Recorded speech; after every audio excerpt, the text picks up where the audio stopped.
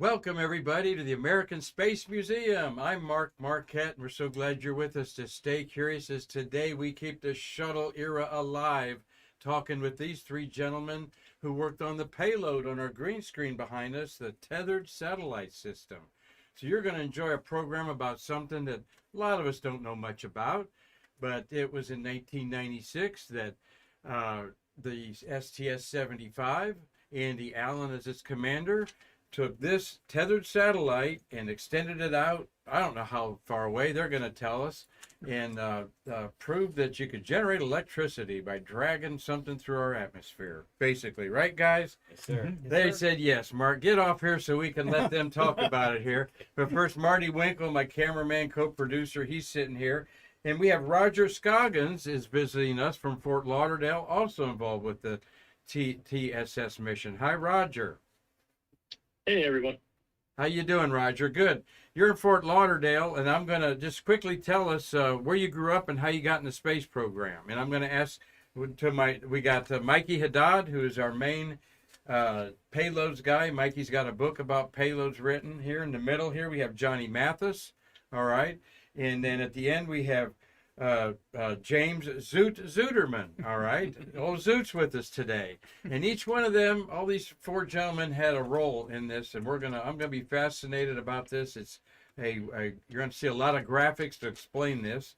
And as I get off camera here in a minute, Roger, tell us where you grew up and how you got involved with working on these payloads. Sure enough, my dad was in the military, retired in Montgomery, Alabama. So I grew up there and then moved down to Central Florida, attended U of F and then ultimately UCF, where I graduated and got a job working for a great guy like Zoot and Mainnet in the EED 32 section. And that's how I got into NASA as a young guy, just out of college, maybe 6 months from my first job, and got a chance to work on the satellite by case of default because the principal engineer that was starting out on it left for another area, and I got the opportunity. Well, good. Appreciate that. Mikey Haddad, tell us a little bit about where you grew up. And was born in Cleveland, Ohio. Moved down to Florida when I was 9. Yeah, so lived most of my life in Florida. I was a space nut since I was a kid, and we lived in Titusville, Florida, which is right across the river from the Kennedy Space Center. And I was a kid. I just said I wanted to work there when I grew up. So I went to UCF and got a college mechanical engineering degree, and went to work right after that at Kennedy Space Center. Sweet. Spent 32 years there. Yep, loved every minute of it. And to further inspire you out there that might be looking at a new career or want your kids to get into engineering, Johnny Mathis, tell us about where you grew up. I'm from North Georgia, right near Blue Ridge, but my parents moved to Florida when I was 5, just 30 miles up the road in Oak Hill, Florida. So I grew up there watching the space launches. So when I got to high school, I was looking for opportunities. I found a scholarship from NASA to go work for them the summer between high school and college. I worked for malfunction analysis that summer. And then when I went and did my first year of college, I really wanted to work experiments and payloads. So I asked if I could be moved over to the payloads group. So they moved me over, and that's where I've been ever since. I graduated from Central Florida and went to work there, and 39 years ago. Awesome. That's great. There's Johnny's name there. Please bear with Marty there with 4 people to put their names up there. We might get discombobulated a little bit, but the story's going to be awesome you're going to hear today. James Zuderman. First, how'd you get that nickname Zoot? I was in a college rock and roll band. We had 2 Jims, 2 Andys, a Bob and a Rob, and we had to have nicknames. So All right. I turned into Zuderman. Zuderman. All right. What'd you play? Bass. Oh, bass. All right. Thumping along there with the Just like Mikey. great songs there. Awesome. Well, great. Where'd you grow up in? And how'd you get involved in that? Like Roger, I was an Air Force brat. Mm-hmm. My dad moved all around. We spent a stint in Orlando, Florida, when I was in the 2nd, 3rd, and 4th grade, and I saw in the schoolyard, we saw John Shepard through Glenn. Oh, wow. So, okay. Right from the schoolyard. Yeah, so that sort of like turned you on. Try and face the microphone. Write a song about it.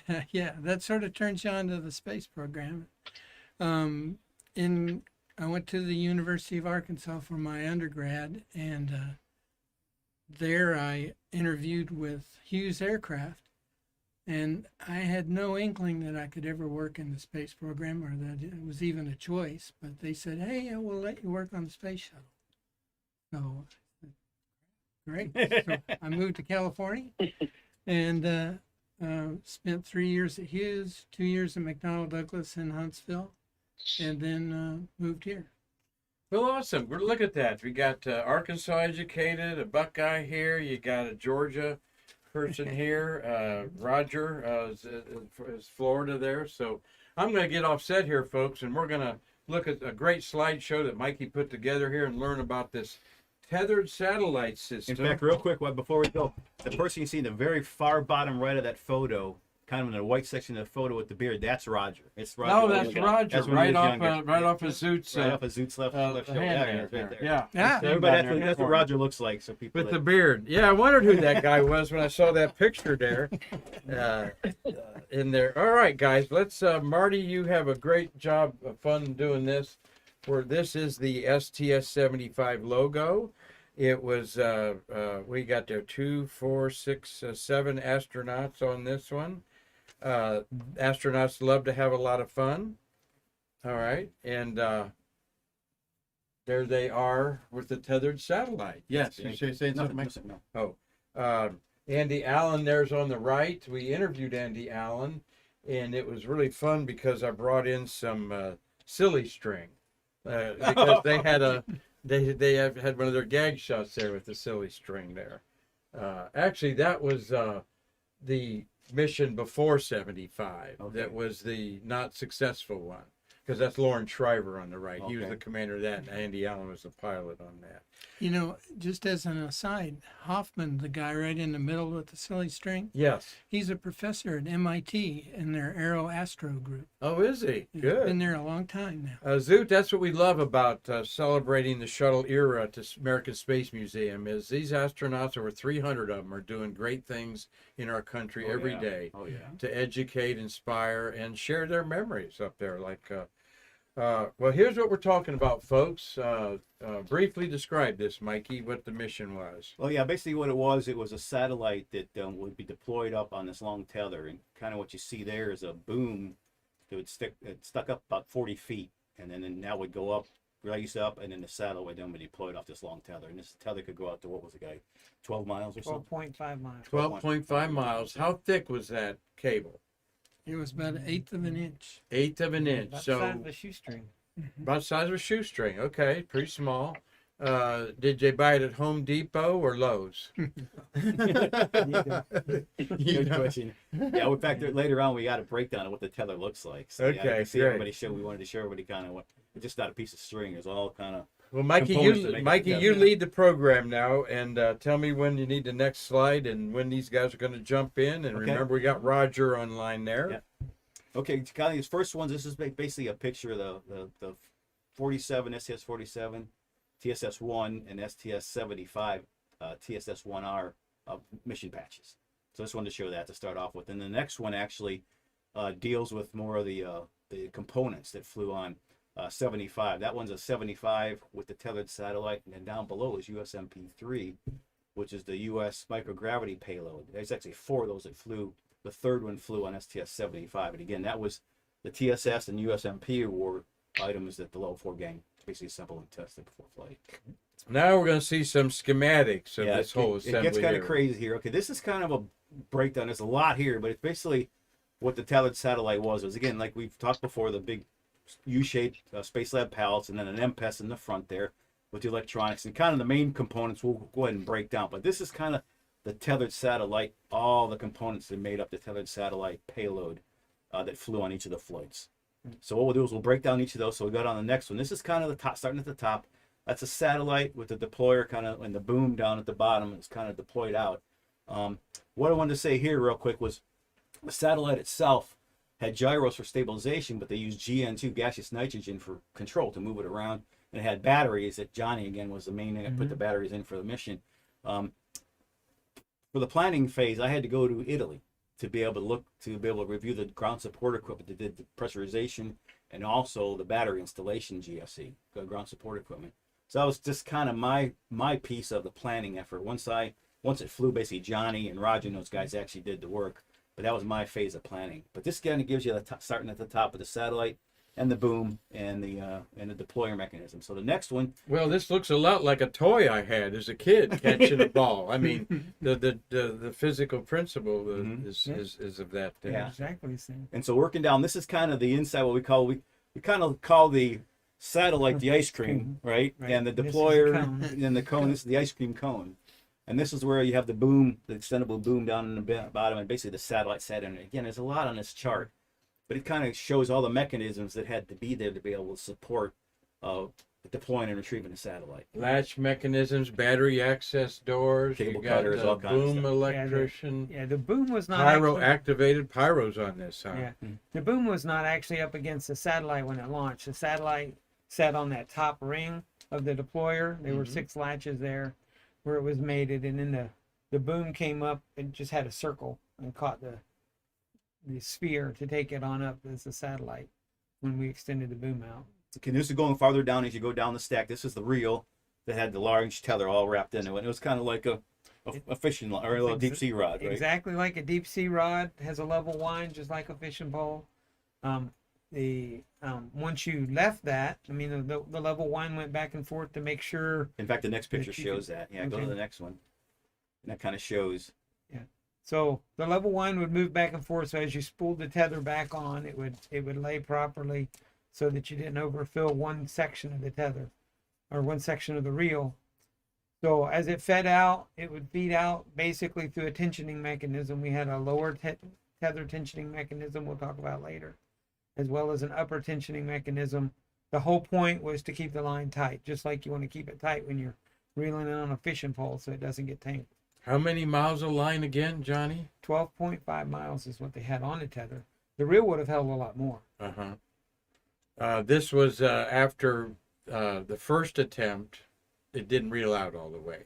Yeah, the first attempt, and I think we've got charts. We'll we go got into, someone that will into talk why about it that. didn't work. I wanted to ask maybe why there wasn't a follow-up mission.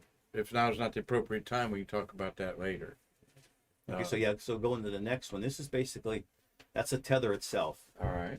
So I don't know if basically you can go through the components, so you can see it's just not a piece of wire. So it's basically like a cable wire. A lot of us are familiar with. That's probably a little bit thicker. It's a little like a coax cable, but essentially you've got the core, and then you've got the electrical component, the copper winding on top of that. And then you have the insulation, which was a Teflon insulation, because obviously you're going to try and conduct power down this.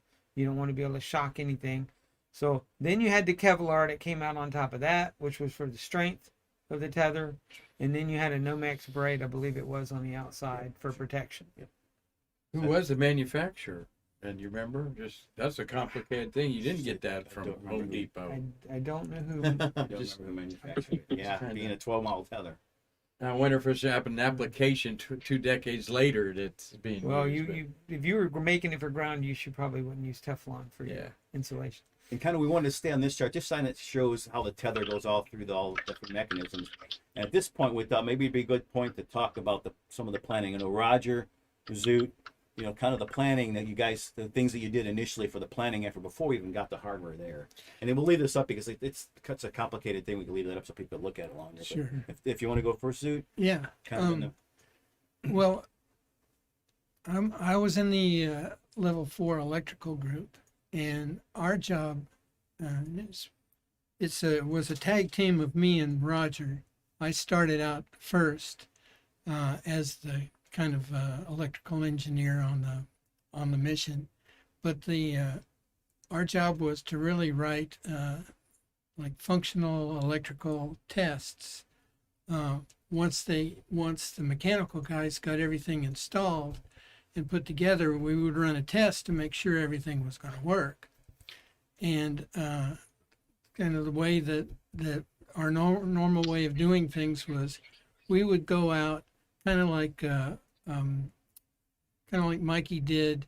We would go out to the factory while they were still building this thing and finishing it up, and we would try to witness their final functional tests, and also probably steal one of their final functional test procedures for Yeah, wicked. I forgot to mention, the satellite's actually from Italy. A lot of the components came Yes, from Italy. So That's right. yeah. So the satellite was made in Turin, Italy. I got a trip out there to watch a functional test.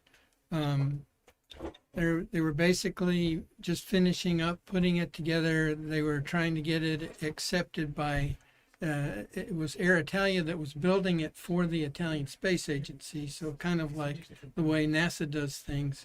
The contractor builds it, and then at some point we accept it. So we're going to go use it. That's what the Italian Space Agency was doing. So I went out to watch the final functional acceptance tests. It was a great trip. I spent 2 weeks there and got to know a whole lot about the satellite and what it was going to do. I mean, it was a beast. It was what, about a meter across or so. Yeah. Oh yeah. And yeah. Five. and it had a big boom on the end, and it was all studded with all kinds of instrumentation, because they were really looking for two big areas of science was what they were trying to test out. The one area was just the physical dynamics, the orbital mechanics of reeling out a object from another object and keeping them connected and making sure that there would be tension on the wire and that everything was not going to tangle up.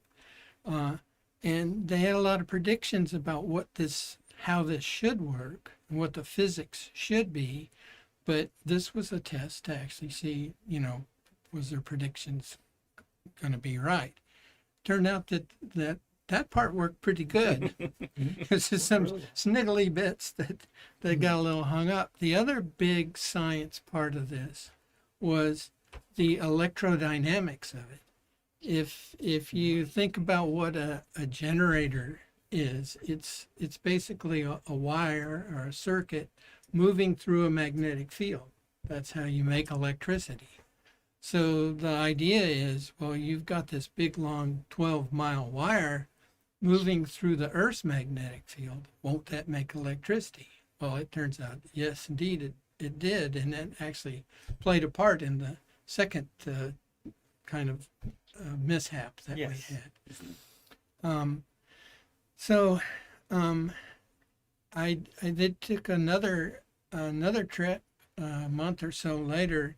They had moved the satellite from Italy. They'd finished it up. It was accepted. It was ready to go to the next phase of its testing, which was the environmental test.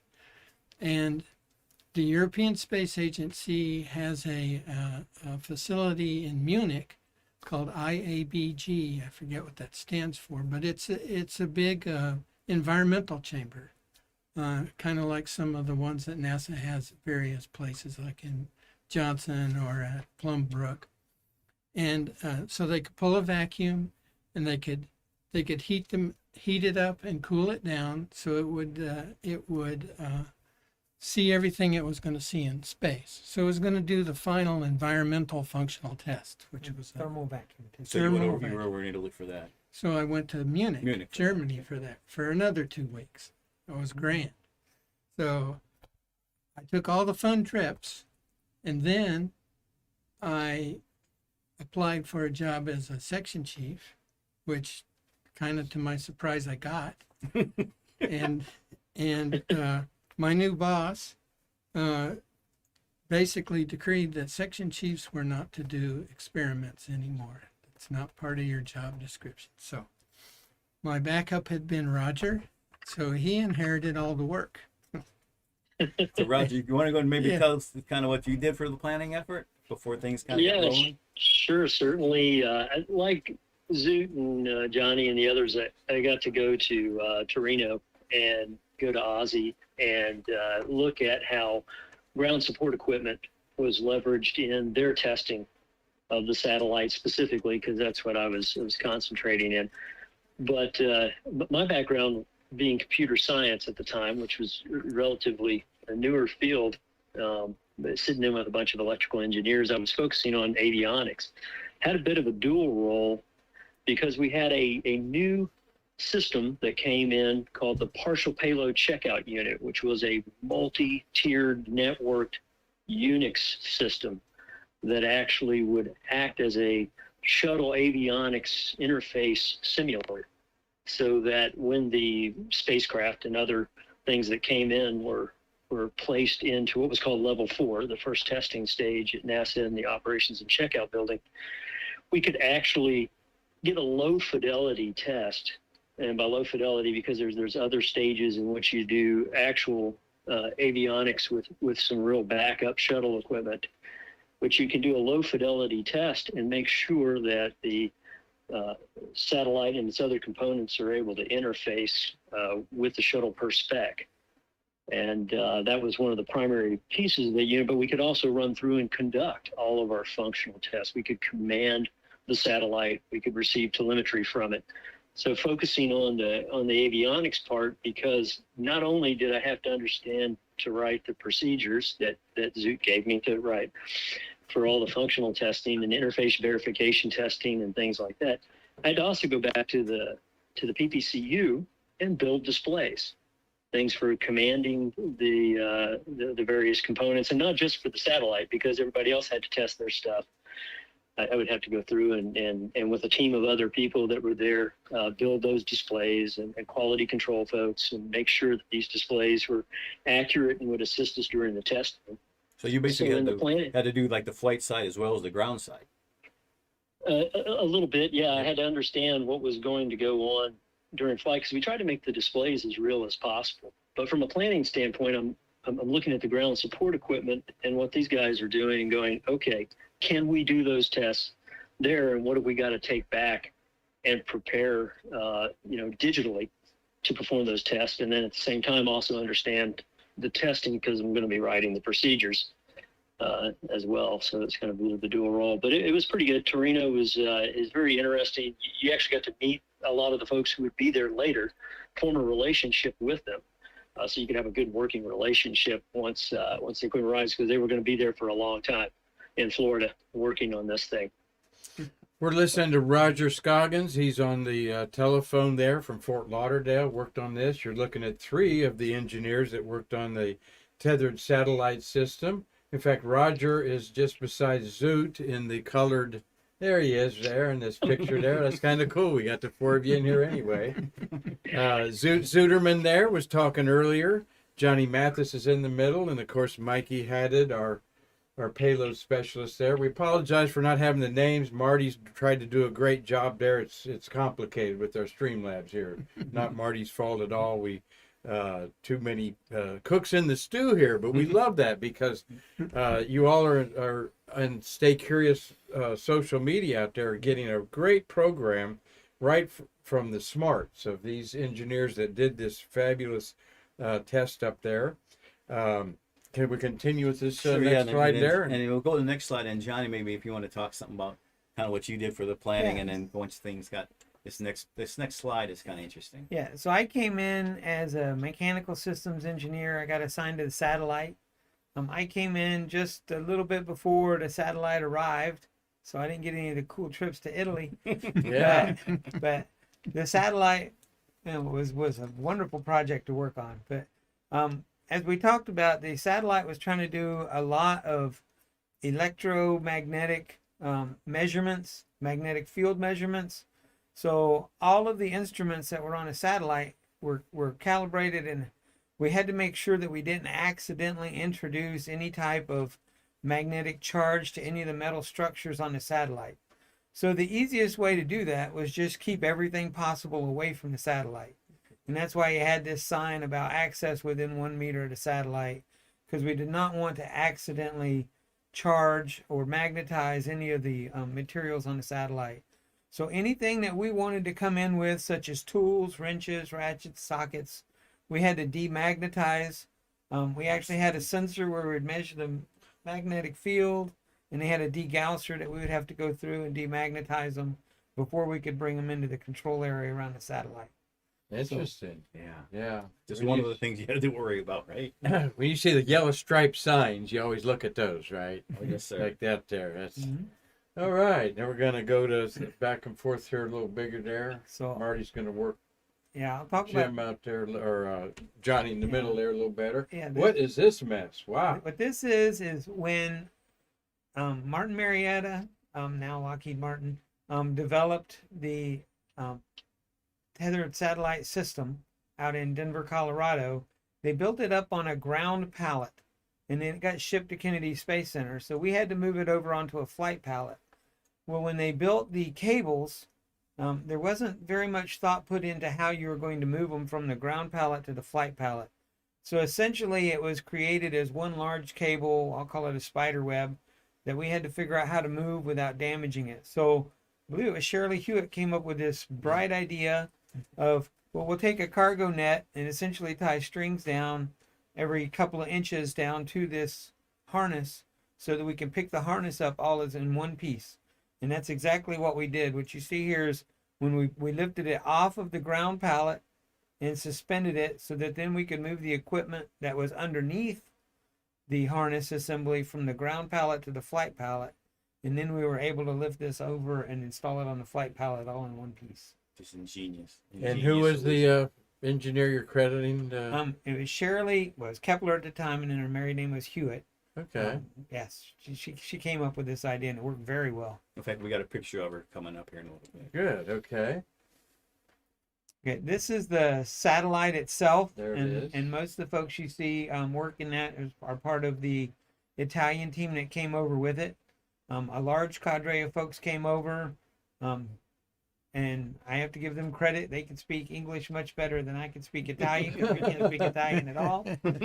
But the stand that you see it sitting there in was so that we could tow it around, essentially around the room, because we kept it off in one of the side processing bays, which was turned over to the Italians for them to do all of their work, all of their testing, make sure the satellite was working properly and ready to be integrated onto the deployer. And that stand allowed them to rotate it 360 degrees so they could get access to any portion of the satellite that they needed to as part of their work.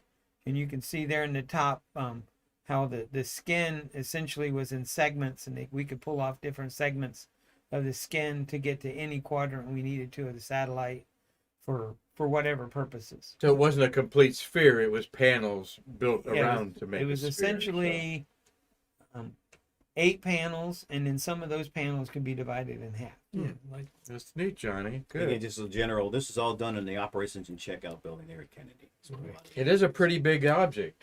Yeah. That's it's- like it's 6 about- feet in diameter, about- 7 feet in diameter, huh?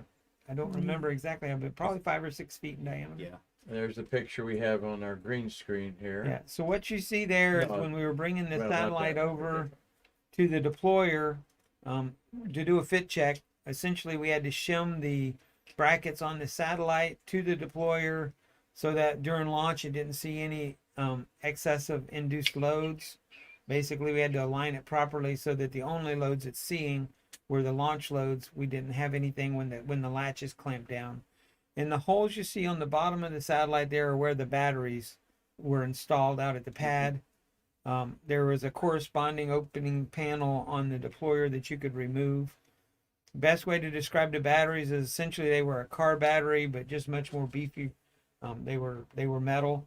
Really, I was going to ask you in in 1996 what technology the batteries were, but still zinc I liquid?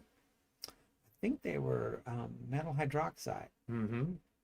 Interesting. and question. This Heavy, was though. Heavy batteries. They were very heavy. Yeah. About 60 pounds each. Yeah. This And was you had to recharge them too. That was one of the reasons for the access doors, was keeping the batteries charged up.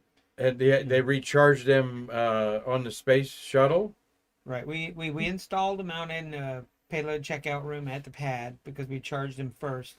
And then they had to come in also as we got closer to launch and top off the charge. Mm-hmm. So if we had a launch delay, we'd go out and top the charge off again. So that's why we had the access panels. Thanks, Johnny. James, you had something to add? I was just going to say, this time was the first time that the satellite actually met the deployer. Correct. The deployer was built in America and the satellite came from Italy. Is that right? So that's the Okay. first time they met. And so we went Fingers were crossed that everything was going to fit, Yeah, right? Yeah, everything Yeah. lined up perfectly. I mean, the plan was to shim them to get them to align exactly right, and that's what we did. But as far as what I'll call lateral alignment, it was exactly the way it should have been. All right. Now, all you fishermen out there, there's the spool. Yeah, this picture from Roger. Thanks, Roger. This is one we got pictures we got from Roger. All right. That's a picture of the reel. Yes. Roger, you describe that, or is it appropriate for him to talk about that? Which part? Well, 16 miles of cable on this. Oh no, I'll let the mechanical and electrical Yeah. Oh, okay. folks talk on that one. Yeah, well, If as it you can wasn't tell, sending digital streams. But this looks more like a shipping thing. The fishing programs on TV. yeah, that I mean, it worked exactly like a fishing pole works, a level wind fishing pole, not one of the bailers. But as you can tell, the reel was able to hold a lot more tether Oh yeah. than what we had on it. So I think it had about 16 miles of tether on it, but we were only going out 12 and a half miles. Another thing too, if you look at this picture, they're about 10 feet off the ground because of all that work was done on a structure that the pallet sat on and the pallet sat on. So that was basically about 8 to 10 feet in the air. Yeah, Where all this has happened. all shuttle payloads use steel trunnions to attach to the orbiter. So we had stands that simulated the orbiter. There, that cargo shows bay. that there. Yeah, this Oh, basically. you had stands to simulate the orbiter at Cargo Bay to where you were at. Right, to make sure everything would fit. Uh huh. This is kind of a general one showing kind of everything together. And at this point, we thought, well, okay, kind of again, like Johnny was saying, and Zoot and Roger, this kind of mechanicals kind of got everything together. So here's a good shot of kind of a lot of things together, all the access stands. And this is where I thought maybe Roger, if you guys want to maybe talk to testing and kind of displays that you had, Roger, that you had to do to test all this stuff to make it all work. So Yeah, so there's several types of testing that would go on. You know, at first you're just trying to almost what you would call nowadays unit testing, where you're performing some tests to ensure that the satellite meets its functional requirements as it's all hooked up. And then you're also verifying the interfaces as well to make sure they meet spec. And then ultimately, when you've got all this quote unquote unit testing done, you're starting to get into mission sequence testing, end-to-end testing. You start to simulate that in small parts, because ultimately later down the line, you're going to do the whole show and do a much more extensive part. But you really want to unit test this thing as much as possible. So you can, I think you've got another slide. You start to show the displays. yeah, Those are the next displays couple- being in development. Okay. And they try to mimic some of the displays we saw from ground support equipment, as well as, in some cases, some things that they might use at Marshall Space Flight Center or Johnson Space Flight Center during the mission. We actually, in the second mission, got to port over a guidance, navigation, and control package from them that was written in X Windows, if anybody remembers that one. C and X Windows, and ported it over to the PPCU, which was such a modern system based in Unix that we were able to completely bring over that package.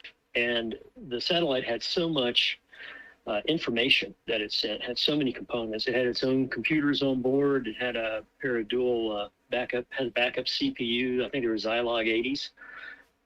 Were the CPUs that were in there, and a lot of telemetry that it would collect and interweave and send down as a package, basically, about, you know, what the status of the gyros were and the thermistors that were on board to keep the gaseous nitrogen at a proper temp. And you had earth sensors and you had cord sensors that were actually looking to determine the position of the satellite based on surrounding celestial objects, Earth, Moon, and Sun.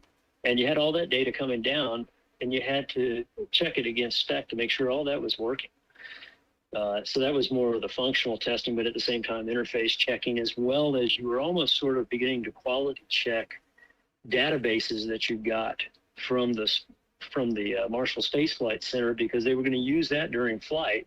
And if their parameters were wrong and not to spec as well, you had to write paperwork and send it back to Marshall and say, we got a correction here.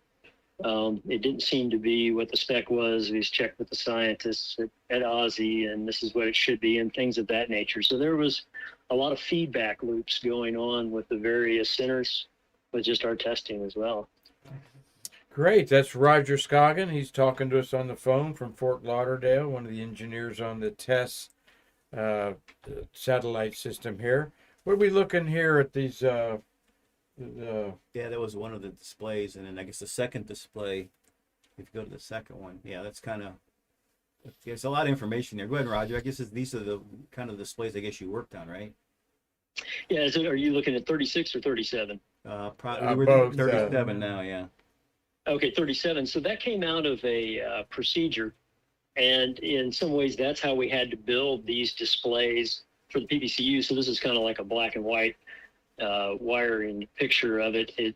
We're up top in 36, the color one. That's how they were being developed and how they would look live on the screen.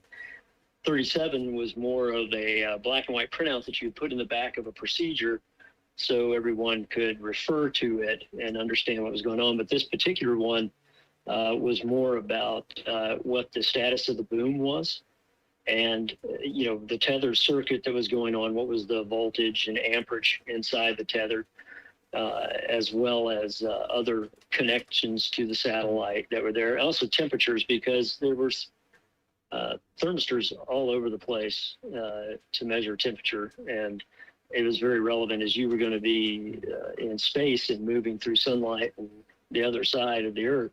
You'd have a lot of temperature variations, so you had to know if things were getting out of spec. But we had to make sure all of those temperature sensors worked and you didn't have one that was out, although you had backup sensors all over the place. You had to make sure every last one of them worked. I think when the satellite flew on the first mission, I think one thermistor failed out of all the components that were on board it. I don't think any other component failed. So it's a very well-built piece of technology. Well, we're looking at the data here. That's kind of 26 years ago. Kind of like looking at a stone tablet compared to today, in a way, isn't it? That's right. Where's the animation? All right. So this picture here, Johnny Mathis, what's going on here, buddy? based on the panel that's off, I believe that's when we were checking out the heaters. Essentially, like Roger was talking about, every system we had to make sure that the interfaces were correct and the commanding was correct. So essentially, we would cool down the heater. That way, you made sure the thermistor was working. Also, all the connections back through where the satellite was connected to the deployer, and from there all the way back to the control systems. You could verify all of that in one time just by cooling down the heater and making it kick on. And you could tell it's a resistance type heater, so you could tell from the current whether the heater was on or not. Is that any of you in the That's picture? Johnny on the right. Oh, it's Johnny on the right there. All right, cool.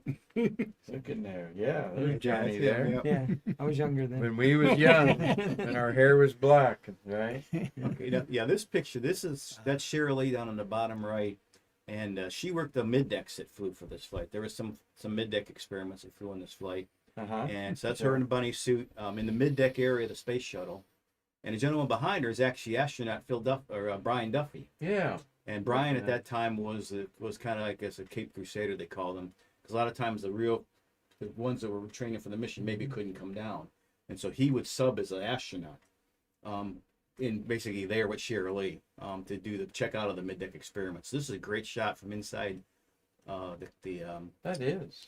at a crew compartment of the orbiter. Can I make a point? Absolutely, go ahead. One of the things that started happening more and more with us in level 4 was that the astronauts started to realize that we were down there with the real flight equipment, with the real problems, with the things that really were going wrong, and making a real fix to them. And they were doing a lot of training at other places like Marshall or at Johnson, but it was all simulated things, and it was the kind of things that the guys at Marshall or Johnson would think, well, maybe this would go wrong, so let's put one of these in here to test the astronauts. But they started to see a real value in coming down and going through and participating in the testing with us. Lots of times we would have a test procedure written, and maybe we had thought that one of our engineers or a tech would flip switches, but no, the astronauts would come in and say, could we do that? So it turned into a very valuable asset for them, all the stuff that we were doing. Yeah. And this is an example right That's an here. example, yeah, because that's of course what they're going to see in space. So Mhm. they're working with the real thing to come to understand how things work. So if something does go wrong, that's the other thing too. Like Sue was saying, when they go through testing, okay, we have a problem. Okay, well if they're there when that problem comes up, okay, this is kind of how the level 4 gang and they solve the problem.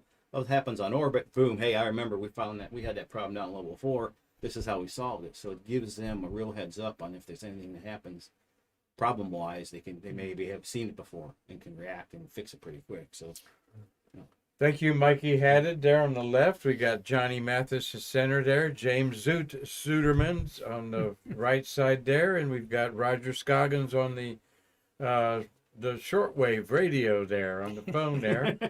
And we hope that Cynthia Rossi's enjoying this. Doug Forrest is in Los Angeles.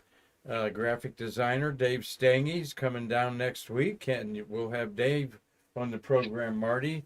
Most likely, he's in Michigan, freezing to death up there. Mark Usiak's in town. Mark's going to be on the show tomorrow. Ophelia Sauterel's watching from Normandy, France. And Cliff Watson has sent us 200 stars, folks. That's about $10 from Pomona, Australia. How's everything Thursday morning there, mate? Tom Usiak's watching in Lancaster, Pennsylvania. Steve Hammer's on there. Bill Whiting, another Michigander. Gary Gerald's watching. He just got off his tractor in Collins, Georgia there. He's a peanut farmer. Alex Newman, good to see you. She's in Germany, Alex. Great to see you, my friend. Christopher Mick is in Wisconsin. And Mike Herzog is just, I'm not sure where you're at from, Mike, except cyberspace up there, but we're got people all over the world watching this program on the Tethered Satellite System.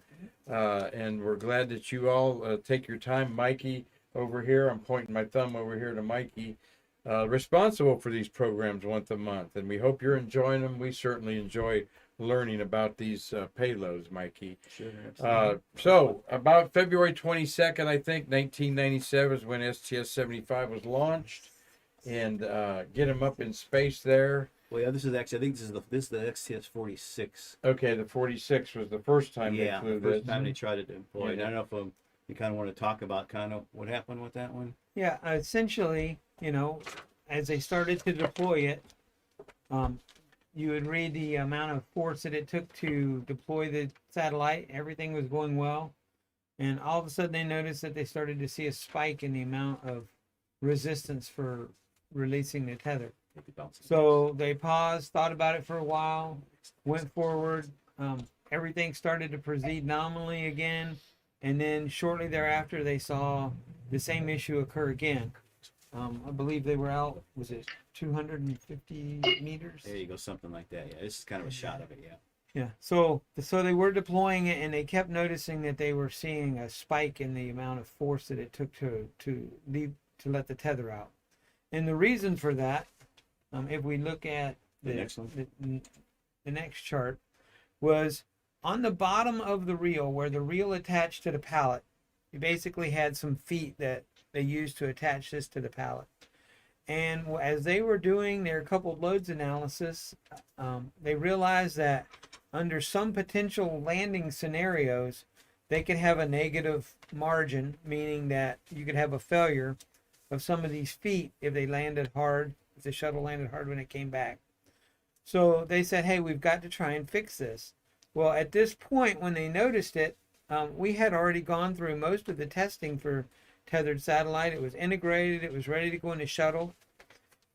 They looked at it and said, hey, how can we go fix this? So the first thing they said is, can we just go buy some higher strength fasteners?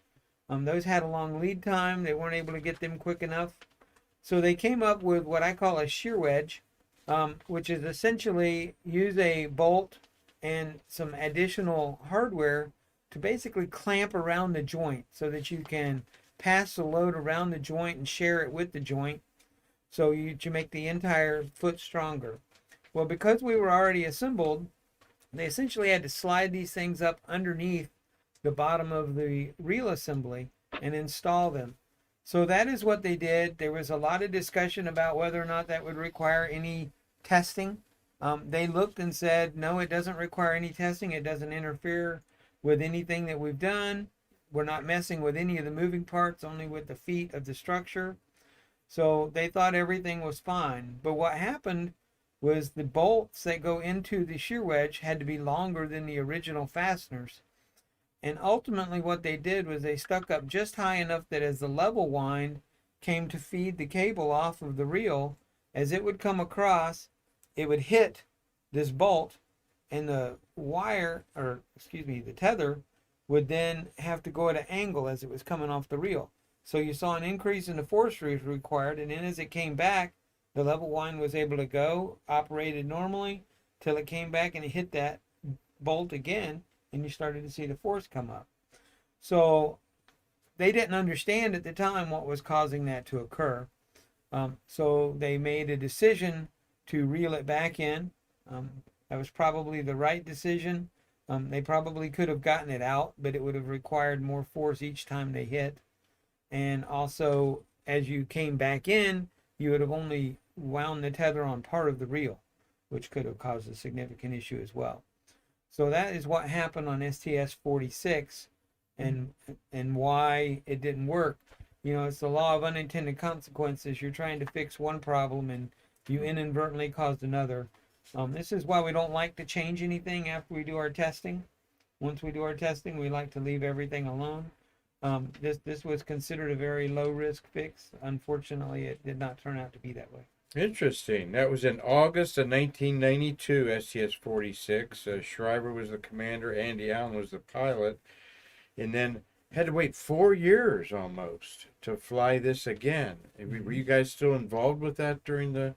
I was actually the lead mechanical by the time 75 and Roger was. Yeah. And but Nicolier and Hoffman and did Goudini fly too with that 46? I'm consulting my no, he didn't. But anyway, very interesting that you had a Ford. And then so when they flew it safely there, I think you got Chang Diaz the second time too. Got Chang Diaz the second time. So here's the next set of pictures. Here as we're winding down talking about the Tethered Satellite System. Yeah, that's basically like the background one. That's just basically a small version of what we have in the background. This was one of the very first fit checks we did. I did want to talk just a second on that last picture. We'll go back to it. Okay. One of the reasons we did that fit check was twofold. One, to make sure that the latches lined up, and two, to make sure that we'd have enough room to reach in and pull all the protective covers off of the sensors on the bottom half of the satellite. Turned out there wasn't enough room, so we ended up having to modify the covers essentially to give us lanyards so that we would be able to pull them off. We had to replace the hard red caps with soft fiber caps so that we'd be able to pull them off because there just wasn't enough room between the satellite and the deployer to be able to get them off. So it was a good thing that we looked. Yeah, again, that's where we've seen that stuff come together for the first time. Right. And that was basically our job was basically with that stuff saw each other for the first time was, did it work? And this is another example from a mechanical standpoint that Johnny had to go fix something that just, until you bring it together, you just don't know. You don't know if it's going to work or not. Right. And another kind of point is that this was before the days of a real super good CAD programming where guys across the country can share files and make sure everything fits. Exactly. So 1996 was still cell phone, big clunky cell phone things. So, Roger, how you doing there? Yeah, doing good. Yeah, it's all right. good to Just checking in with this. Roger there as we're winding down our program here. Yeah, and this is basically this is a crew member. That's a commander standing up, and that's just like Zoot was saying before, where the crew members would come down. This is the flight harbor they're going to see on orbit, and so they would come down and participate. They get into bunny suits just like us, and so they would be there to understand kind of the ins and outs of all this hardware, making sure it's going to work because they got to make it work on orbit. So. Yeah, you can see the alignment guides there for when we would have brought the satellite back to make sure it lined up properly. And then this picture is from STS-75. This is the TSS then being basically placed in the same location as it would be in the orbiter, but in the ONC building. And the payload behind it is a USMP-3. So this is basically the different payload configuration between STS-46 and STS-75. And the next one gives you a better shot. That's USMP. That's basically looking from the other direction. Back towards this is USMP-3 and the tethered satellites behind it. And this is kind of the configuration would be in the shuttle. Okay, and if you go to the next picture, This is a picture. This is at the launch pad. What you're looking at is the shuttle's vertical at this point. Okay, and again, the TS is at the top. USMP is kind of at the bottom, and then I think it's that Eureka satellite. Or that's the extended duration orbiter system there at the very bottom. Eureka was on 46. Yeah, Eureka was on 46. And so this is basically, you see the shuttle doors with the silver things that are open. So this is kind of what it looked like before we closed the doors for launch. And you're in the mobile service structure. Is covered up, right? Yeah, this is the launch pad with the rotating service structure, and then inside the orbiter. So this is kind of the last thing you would see before they close the doors for launch. So a lot of times you want to be there to see your baby heading off before you head off into space. So this is just a good That's shot. also when we did the battery charging, you'd have to put a scaffold across right underneath the satellite, access the charging doors, lay across it, and hook the cables up, and do the battery charging in that configuration at the pad. So it's at the pad. Mhm. You actually were charging it. Very cautious situation. And then so I guess the next one. Do you want to see anything else? No, There again, the reflight. And this I got from Maynette. This is the booklet she still has from the 1990s. And that's basically a picture of the deployment of the second mission. And Roger, you actually supported TSS-1R, right? There it is. During the mission? That's right. Yeah, I was actually on console when the tether broke. I was actually, unfortunately, was sitting on the console where you could see the satellite linear accelerometer. And the moment the tether broke, the Z-axis went to saturation. And you also could hear a lot of the Italians start to erupt at that time because they knew what was happening at that point based on the telemetry. So from what I understand too was, even though the tether broke, you guys still had communication with the satellite, right? So you're still able to get information from the satellite for a number of hours, right, or something? Till Yeah, 3 days. 3 days. 3 days, okay. Yeah, till the batteries died. And so that's another thing where Roger and Zoot and John and all them, they did all the pre-flight stuff. Well, Roger, hey, you know this thing like the back of your hand, so he went there and supported the mission to be on console there when the thing actually flew, because he did a lot of background work while I was on the ground. So that's another thing for another. Is that kudo, the actual right? tether? Whose scrapbook Yeah, said that? That is This- a piece of tether. Yeah. Oh, it The is. flight tether. This is the one we got from you, Roger. All right. Yeah, that's a clip from the Montgomery Advertiser, which is my hometown. But that's the article that they wrote about it and things that Hoffman was talking about as it happened. But yeah, that's an actual piece of tether. I think a lot of people got pieces. They cut up some of the tether when it came back and gave it to people who worked on the mission. Yeah, I still So, got mine. It's great. Well, I know Great what it piece. looks like when it comes up for auction and in our stuff on there, which it frequently And does. kind of one weird thing to add on here, Maynette sent me about. Not a weird thing. Come Well, on. you had the UFO people now say that it was UFO and all that, but again, that was something that we knew kind of what happened. I guess what they found in the end was, what was it? The actual Yeah. why the tether broke. You want me to explain why the tether broke? Right, go ahead, you- Okay, so the tether broke for a combination of reasons, any of which hadn't been there, it probably wouldn't have broke. The first was that we were getting more voltage than the theory had indicated. So It worked really, it really worked well. really, really well.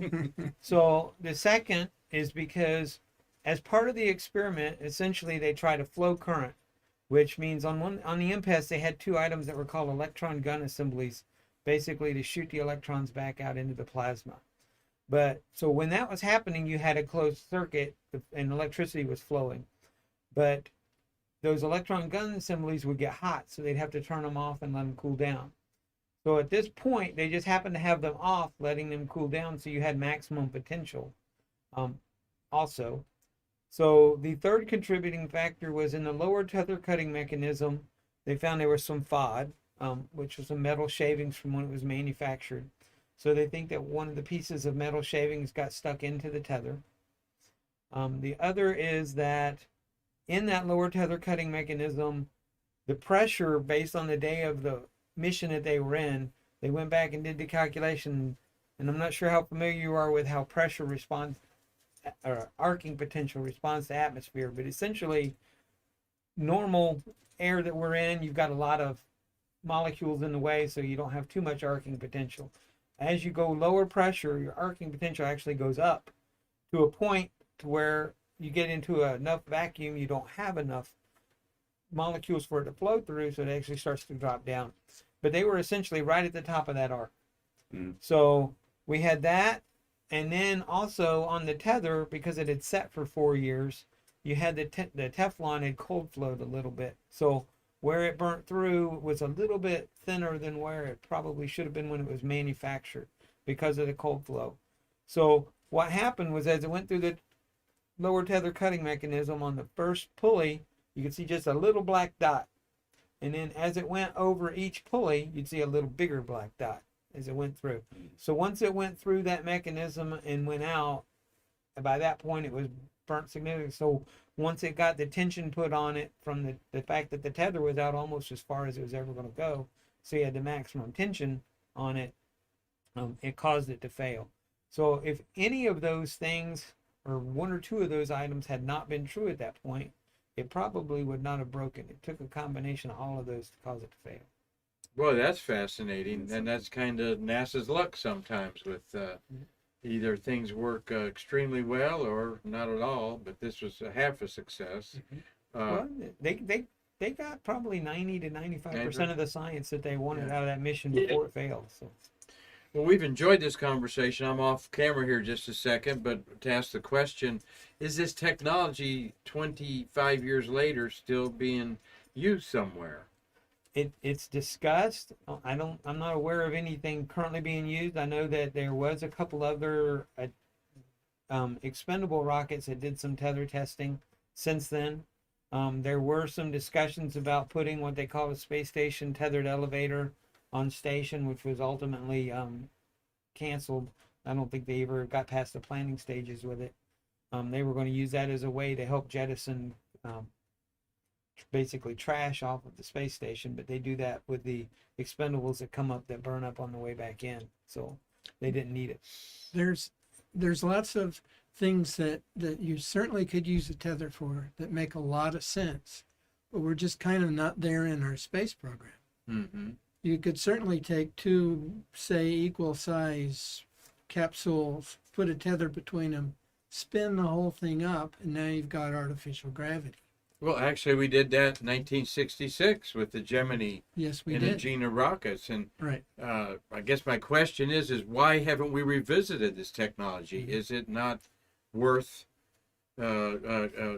improving with the more technology? Is it, or Well, I think is there a better mousetrap? No, I think we've proven a lot of things. I guess what I was really trying to say was that the actual hard need to do something with some of this hasn't come to fruition. Okay. I mean, a space elevator, how would you build a space elevator? You're basically going to play out a tether, but we don't have a material that's actually strong enough to take the tension for a true space elevator. Okay. Yeah, and we don't have a need for it, really. Not yet. So, Yeah. As we wind up here, Roger, you have any final thoughts as I come on screen here to thank our guests? Roger, you in particular, thank you for taking your time. Yeah, absolutely. No, I'll tell you what, it was a great pleasure working with these guys and many of the other folks that was there. It really takes a huge team of people from all over the country to do something like this. And it's amazing how it all comes into play, given back when things, we didn't have cell phones and we didn't have a lot of ways to communicate today, but it all would come together, fit perfectly, run very well, and be a successful mission. It was great working with these people. Well, good. We're glad to have you on, Roger. You're welcome to come in face to face someday, and we'll do a payloads with you. I got to come see the museum. Now that I've seen some Excuse pictures me. of the inside, I got to get up there to Titusville again. Well, this is what we're all about, is you space workers. We have artifacts, as these guys have seen, manuals and consoles, and we've even got some Holy Joes and what do I like, Marty? The AVO, yeah. Good old AVOs. AVOs on my Oh, God. we've got avoid verbal order pads in our room in there. Yeah, you think we're kidding? We got it in there. But that shows that's what our museum's all about. We appreciate everybody out there around the world watching our program. Tell your friends to watch us on YouTube as we monetize that. And can't thank Zoot Suderman over here, John or James. Thank you a lot. Johnny Mathis, thank you. Very insightful there. And of course, Mikey, Yeah, always anytime, lining Mark. up some great Anytime, guests here. And we've got the month of March ahead of us here also, so that we're going to have you back on. So, any parting thoughts from any one of you gentlemen or our Stay Curious watchers out there? Just again, I like echoing what Roger said. These were incredible people we worked with, and I just thank you guys. After 20, 30 years, you still come and tell your story, because a lot of people need to hear the work that you guys did to pull all this off. One of the unique missions of the shuttle era, the Tethered Satellite System. I've always been fascinated about it since I seen literature on it a few years ago, and here's the guys that did it and know all about it. So we can't thank you enough for being here, gentlemen. And I can't thank Marty Winkle enough. What a challenge it was for Marty today. Too hard to get all the names on the bottom and so forth. It's more to it than you think. And Marty did a great job getting 4 guests on here and myself. That's 5 people. That's our record. All right, in there. And Marty, any other comments? Yeah. All right, thank you, buddy. And tomorrow, we want you to come back and stay curious. We're going to hopefully launch 4 humans off this planet tonight, 3 for the first time. And we will have Mark Usiak on our show next tomorrow to talk about the experience out there for like a 4:34 launch, something like that, after midnight. So we'll all be staying up late to light up the night here on the Space Coast. So. And we'll be coming and tell you all about it tomorrow. So I'm Mark Marquette saying that we're so glad that you're with us today to stay curious, and we can't wait to see you tomorrow to bridge the space between us.